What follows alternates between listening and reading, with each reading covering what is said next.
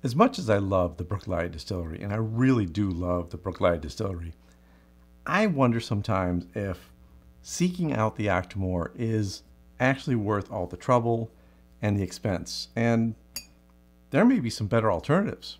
Let's find that out today. Let's do this.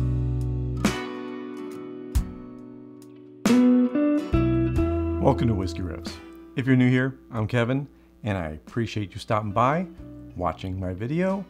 And today I'm hoping to educate and maybe give you some choices as opposed to spending more money than you have to or spending more time than you have to.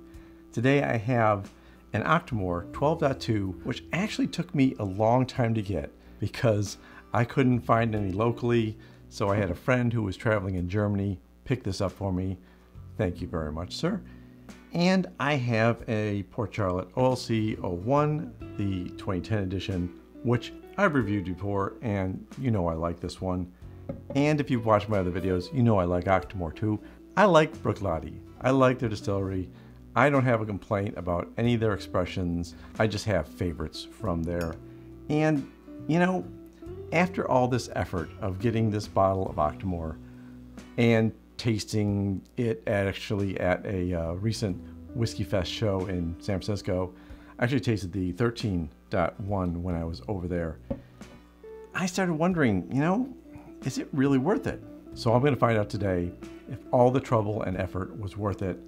And I have a sneaking suspicion that maybe it's not, but I'll let you know at the end because I could be surprised. I have not tried this edition yet, and I really am looking forward to it. So without further ado, let me crack open this bottle and see if I can get the cork out. Now what I like about the Octomore is it's a limited edition whiskey, and they do put a lot of effort into making the smoke and the peat really nice.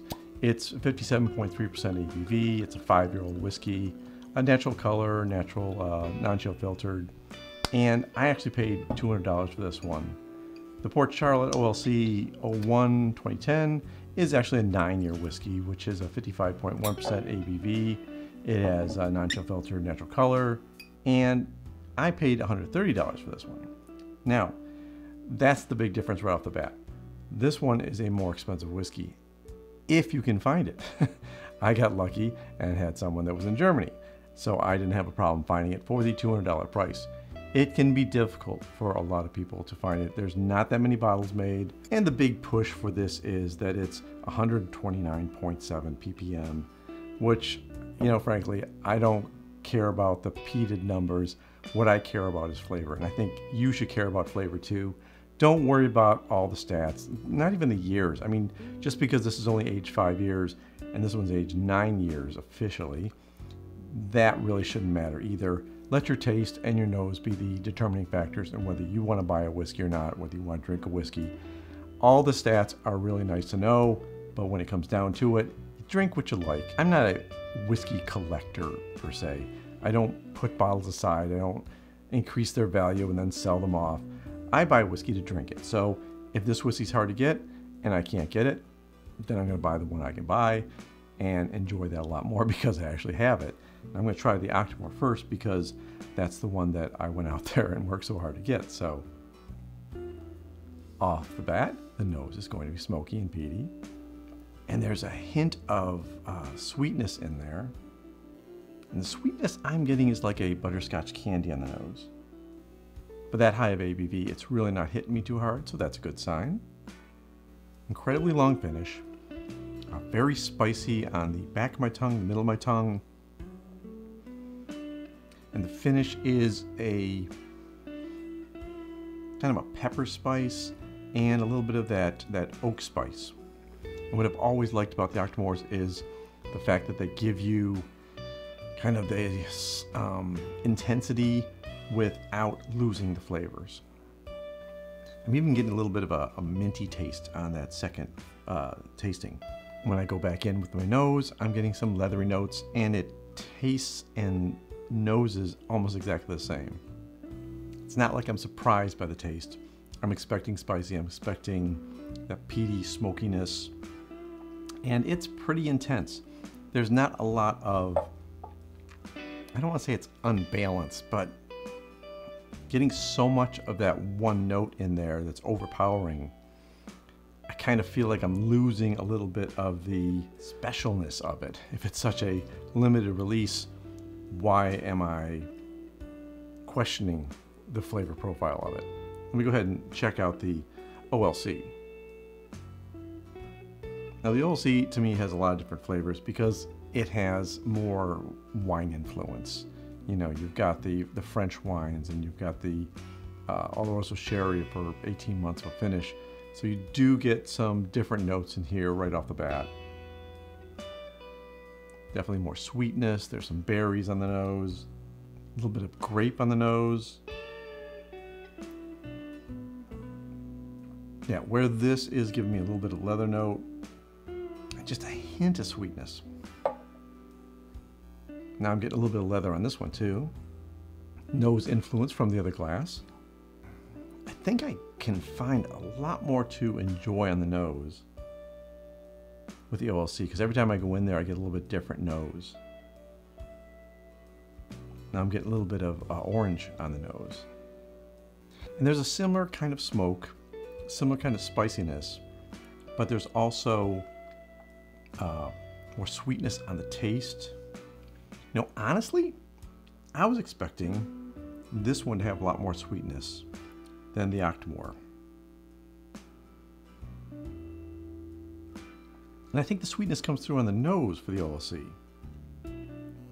Yeah, the Octomore is more of a malted, peaty flavor profile, where this is getting the wine influence. Coming into this, I really thought I'd have a hands-down winner in which one I liked better, and I'm more on the fence than I thought I would.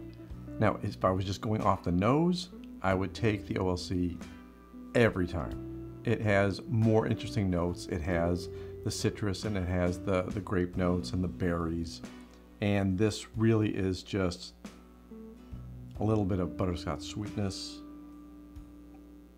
and the maltiness and smoke.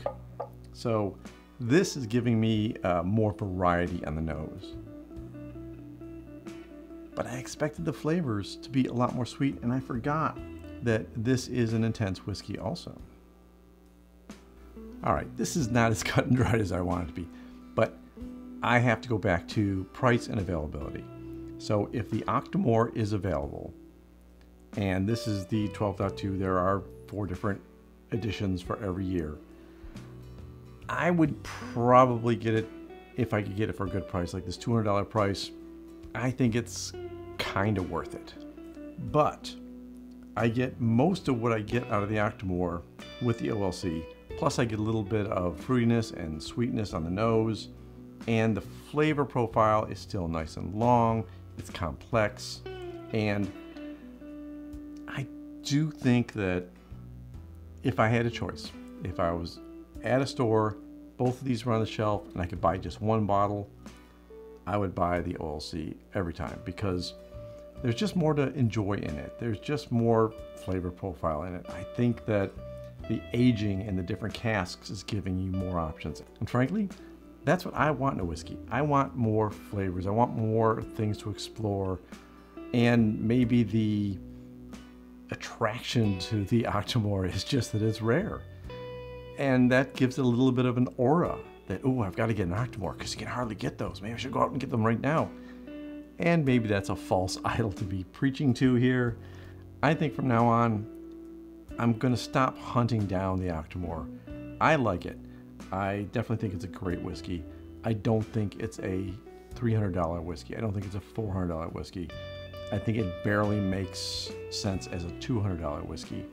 Whereas this, if I can get this for $120, or if I get it for $140, I will not hesitate to do that. It's a 9-year-old whiskey. It has a lot of different caskings. It has a lot of different flavor profiles, and that's what I would choose.